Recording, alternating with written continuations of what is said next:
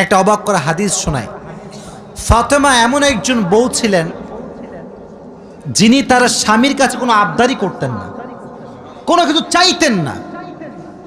তো একদিন স্বামী আসছে, আলী এসে বলছে, এই ফাতেমা, তুমি আমার কাছে কোনো কিছু চাও না কেন? কিচ্ছুই চাও না, আমি চাই তোমাকে দিতে, তুমি নিতেই চাও না। আজকে তুমি এমন একটা কিছু চাইবা যেটা খাওয়ার জিনিস হবে, আমি তোমাকে নিয়ে এসে খাওয়াবো, আমি তোমাকে নিয়ে এসে। তো ফাতেমা বলছেন, না দরকার নাই। কি দরকার, থাক না, কোনো প্রয়োজন নাই। তো আলী আজকে নাসরবান্দা, না আমি খাওয়াই ছাড়বো আজকে, বলো কি খাবা। তো চাওয়ার একটা লিমিটেশন আছে। উনি বললেন, আমার কিচ্ছু লাগবে না, জাস্ট বাজার থেকে একটা আনার নিয়ে আসবেন। কি নিয়ে আসবেন?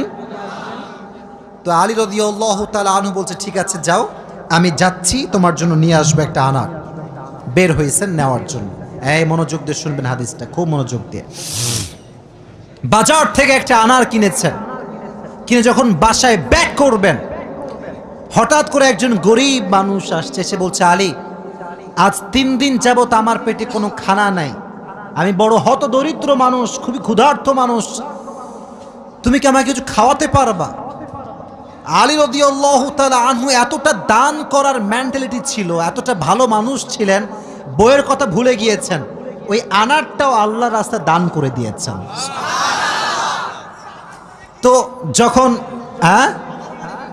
আনার মানে হচ্ছে ডালিম, ডালিম, ডালিম। ও আচ্ছা, না বুঝলে বলা যাবে, কোনো সমস্যা নাই। আনার মানে হচ্ছে, নগরে ডালিম আছে না নাই?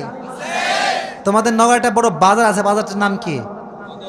হ্যাঁ, ওখানে দেখবা রাস্তার বাম পাশে শপগুলো বসে না, ফলের শপ, দেখবা অনেক অনেক অনেক আপনার আঙ্গুর রাখা আছে, বেদানা রাখা আছে, আছে না নাই? আপনারা বেদানাও বলেন, ডালিমও বলেন। আচ্ছা, তো উনি দান করে দিয়েছেন।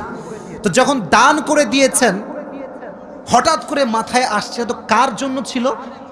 ফাতেমার জন্য। বলেন, কার জন্য ছিল? তো মনটা খারাপ যে জীবনে বউ একবার চাইলো, তাও খাওয়াইতে পারলাম না, মানুষকে দিয়ে দিলাম। বাসায় আসছে, মনটা খুবই খারাপ। তো বউয়ের ভালোবাসা কাকে বলে খুব ভালো করে বুঝবেন। আলী যখন গেটটা খুলেছে, ফাতেমা যখন আলীর চেহারার দিকে তাকাইছে, বলছে, আলী, নিশ্চিত তুমি আমার বেদনা, আমার ডালিম তুমি আল্লাহর রাস্তায় দান করে দিয়েছো। সুবহানাল্লাহ পড়ে। তো বলছে ফাতেমা, আসলেই তাই, আমি দান করে দিয়ে আসছি। তো বলছে, আলী, তুমি যদি আমার জিনিসকে আল্লাহর রাস্তায় দান করে খুশি হও, আমি ফাতেমা তাতেই খুশি হয়ে গেলাম।